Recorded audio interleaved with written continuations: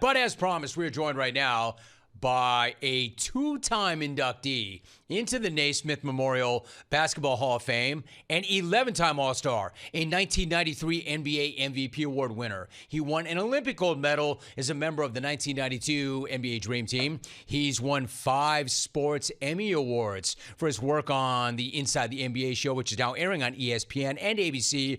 Of course, I'm talking about Charles Barkley. Charles, my brother. Look how good you look, dude. How you feeling? Hey, Roman, you know you're one of my favorite people, man. Thanks for inviting me back on, man. You know I'm always on your speed dial, brother. My man, you know what? It's one thing to say that, but it's true. You always do respond, Chuck. I love you and I appreciate it. Thank you so much. Really do. Hey, listen, after the decades that you spent with Turner Sports, it still feels a little weird to remind folks that they can now find Inside the NBA on ESPN and ABC. What has the transition been like for you? It's been incredible. ESPN has did exactly what they said they were going to do, stay out of the way. And it's kind of been, man, the main thing is all the people at Turner got to keep their job. Because, you know, Jim, we had a bloodbath over there because, you know, we lost NBA TV, so we laid off hundreds and hundreds of people. And so we thought everybody on the inside was going to lose their job. And I'm not talking about me, Ernie, Kenny, and Shaq. I'm talking about the people behind the scenes. But ESPN has been great, man. It's been fun to work with them. I mean, we've only did 3 shows, but so far they've been. I hope they're happy. I really do. I hope they're happy with the show because we've been doing the same thing we've been doing, and they left us alone. So far, so good. See, I was gonna say that, Chuck. It's so important. Like, have the new suits approached it as a plug and play? They built something, they know what they're doing, or are they going to get in there and kind of mess with it and tinker with it? Is it too soon to tell, or do you feel like, man, we're good? We're good. Well, number one, it's definitely too soon to tell because, you know, we're limited right now because we don't really start kicking off until really at the beginning of the new year because we work next week and then we're off until Christmas. But we're going to be really backloaded. So I'm excited. Like I say, I'm glad. I'm glad that everybody kept their job. But like I say, man, I got no complaints. So far, it's been awesome. Hey, Chuck, you don't need load management, man. You don't need load management. They don't need to load manage you. You're in the best shape of your life. Man, you're ready to roll. Hey. Yeah, you know what, man, I'm so glad. To be back with the crew because obviously you know what Ernie, Kenny, and Shaq mean with me. But hey, listen, we're not going. Oh my God, look at that! Looking good, man. Shaq is even ugly as a woman. That's when you know you're ugly. That's how you know you're ugly, dude. When you can dress up like a woman and you're still ugly, that's when you know you're ugly. Is he uglier as a man or as a woman? He's definitely uglier as a woman. I mean, he's not an attractive man, but he's uglier as a woman. Hey, Chuck, I don't want to get on the wrong side of them, but let me guess. If he were a woman, where would he live? Go ahead, Chuck. San Antonio. Oh, no, well, he's bigger than them women in San Antonio. I mean, you know, Shaq is the biggest human being in the world, man. He's the biggest teddy bear in the world, but he's the biggest human you ever gonna be around. Oh, no, he wasn't a teddy bear around me, man. He wanted to kill me, but that'll happen. There's always a few of them. Jim, he's a sensitive teddy bear. You know that. I don't know, dude. I don't know. I know somebody very close to him and said, just so you know, Jim, because you and me are good, Jim, but I have never seen the big fella this mad. Like, he wants to kill you, literally kill you. Like, Charles, you're a big teddy bear. I don't know if he's a big teddy bear, but if you say but so. I'm not sensitive. Criticism goes with the job. Criticism goes with our job, whether it's you on radio, television, me being as a player. As a player, you can never be sensitive. That's part of the gig. I never understood why guys get mad and they retweet these crazy things. Like, we've all gotten criticized. Everybody. You, yes. Me, them, all of us. Charles Barkley joining us. You remember when Michael Jordan couldn't win? He's just an individual scorer. He's just a great one-on-one basketball player. Like Tiger Woods. He can't drive the ball. He's never going to be able to win the U.S. Open. These are the two greatest at what they did. But for some reason, these guys today think, oh, these guys hating on us. We can't say anything bad about them. Every great player has gotten criticized. But these guys today, they're a little bit more sensitive. But I understand, man, it goes with the gig. What happened, Chuck? How did everybody get so sensitive, and are we softer than we used to be? 100%, because now everybody around you is on the payroll, Jim. You make so much money. Everybody around you, your college coach has to pay you to come to his college. You're only going to be there for 1 year more than likely. So he can't really coach you. He kind of let you do your own thing. All your family and friends are watching TV or on the internet, watching who says something about you, tweeting or on the internet. So, yeah, it's a generation of wussies we're raising. Generation of wussies. So how do we reverse that? Or is that It's true, genie, or is the genie out of the bottle and the cow out of the barn, and there's nothing we can do about it? There's nothing we can do about it. These guys, number one, bless them. They make so much money. They don't have to listen to anybody. They can, like, in my day, I felt I had a relationship with you and the media. Like, okay, they might say bad things about me, but I'm going to talk to them. Dr. J gave me some advice one time. The first time, I think it was my third year in the league, I was becoming an all-star. And he said something to me, because it was the first time, because my first couple of years, they only talked about Moses, Maurice, and Jock and all those guys. And then my first year as an all-star, I got criticized. And Dr. J said something that I'll never forget.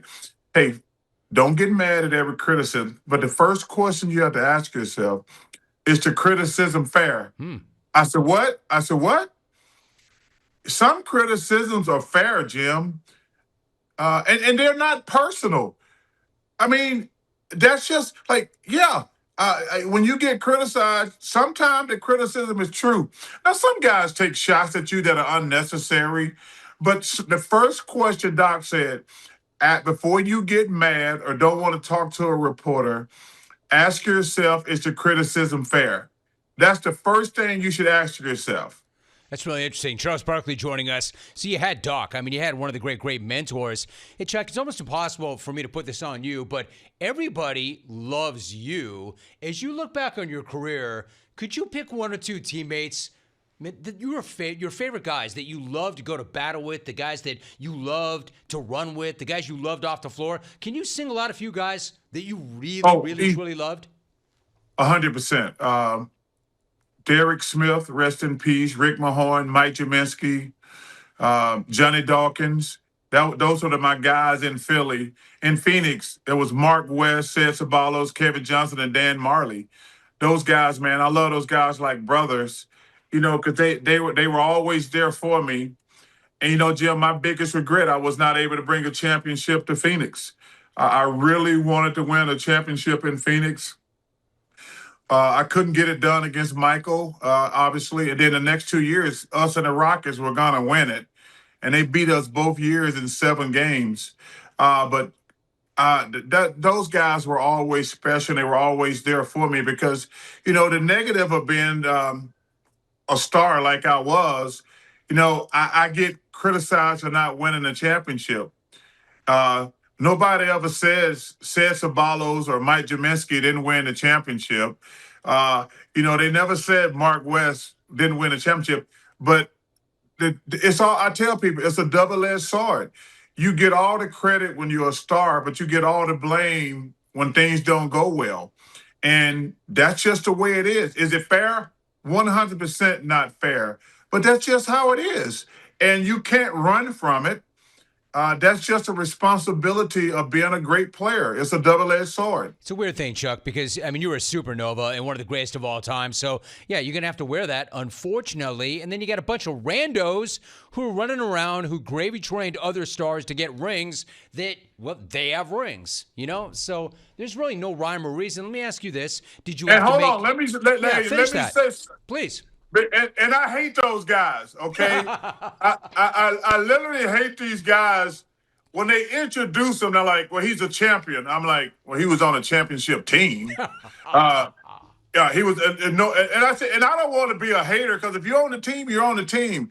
But if some of these guys walk around to, well, I'm a champion. I'm like, no, you're on a championship team. Because if I can't name one play you made doing a run, shut the hell up talking about you a champion. And I don't want to hate on you, but don't run around and don't get introduced like, well, he's a champion. I'm like, no, he was on a championship team.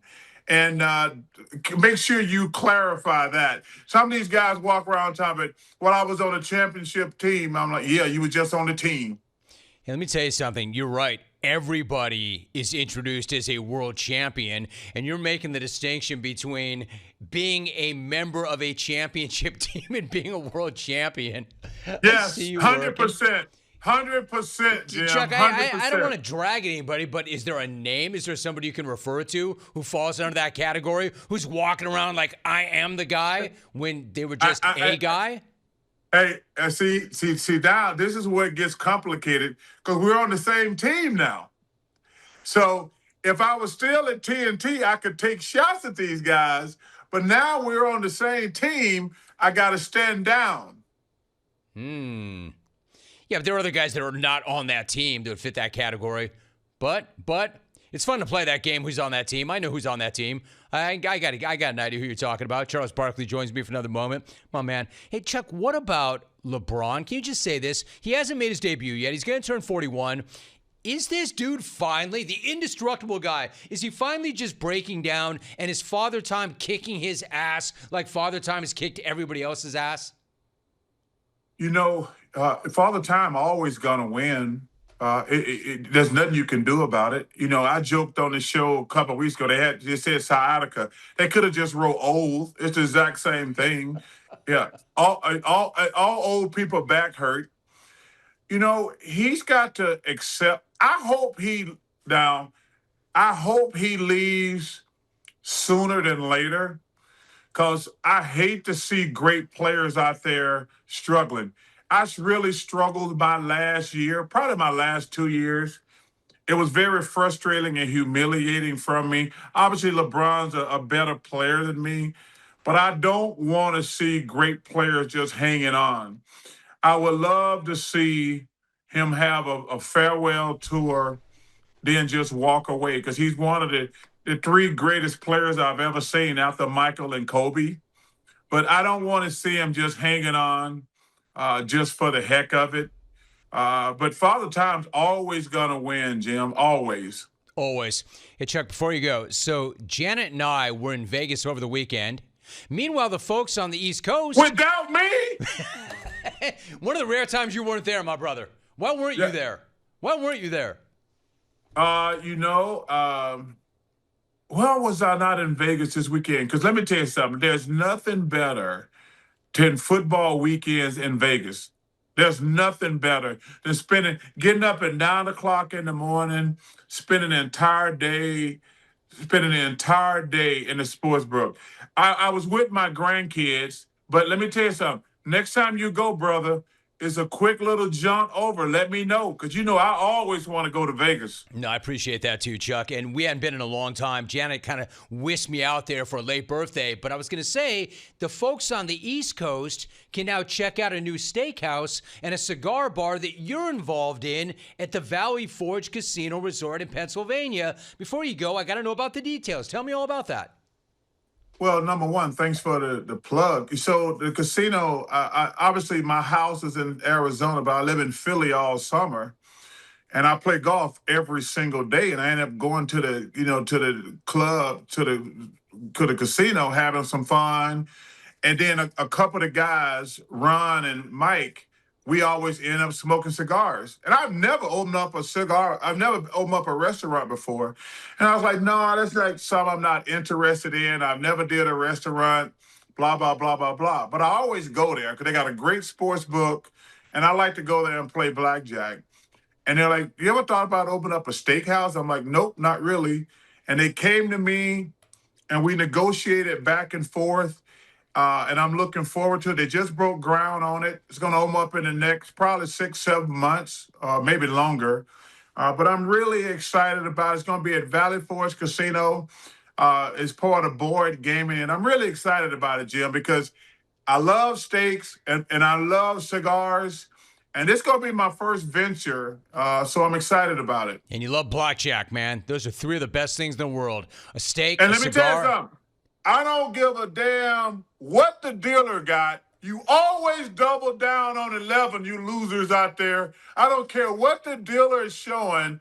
If you got 11, I know they got a face card. You always double on 11 or you're a loser. Chuck, it's a whole different conversation, but I got into it. It got tense in one of these tables because this dude was giving me an attitude about, yo, man, you got to think about the table. I said, I know I got to think about the table, but I got to think about me. And this guy hit me literally with, you're doing fine, man. I'm like, no, wait a minute, Chuck. Who's my responsibility to? Me or the table or both? Your responsibility is to the table. Huh? If you're gonna play with other people, if you're playing by yourself, that's all you. Well, but what if you're playing by the book, though? I'm not doing idiotic things. You know what I mean? If I'm just playing straight by the book. I play by the book. Yeah. I play by the book. I play by the book. But you can't listen. There's nothing worse. Well, that's why you have to be careful who you play with. Yeah.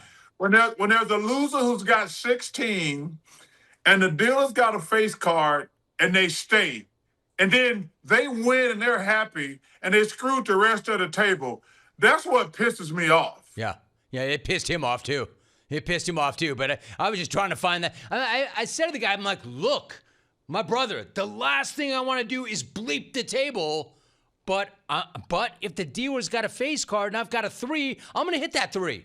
Because I'm assuming you got to. You got to. So that's what he's pushing back on me. Anyway, but I'm glad I got your opinion on that. Exactly. It's a fine line. I do care about the table, but you're right. You got to be careful who you sit down with, right? That wasn't my crew. Yes.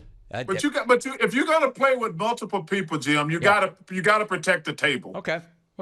Fair enough. That's all I need to hear. Charles Barkley joining us. My brother, I love you very much. Great to have you on. And you're right. You are on speed dial, and you always come through. And next time, Janet and I will let you know we're going to Vegas. You're the best, Roman. You take care of yourself. Hey, have a great Thanksgiving, too. You too, Chuck. You too. You have the best Thanksgiving. Charles Barkley coming through for the jungle again.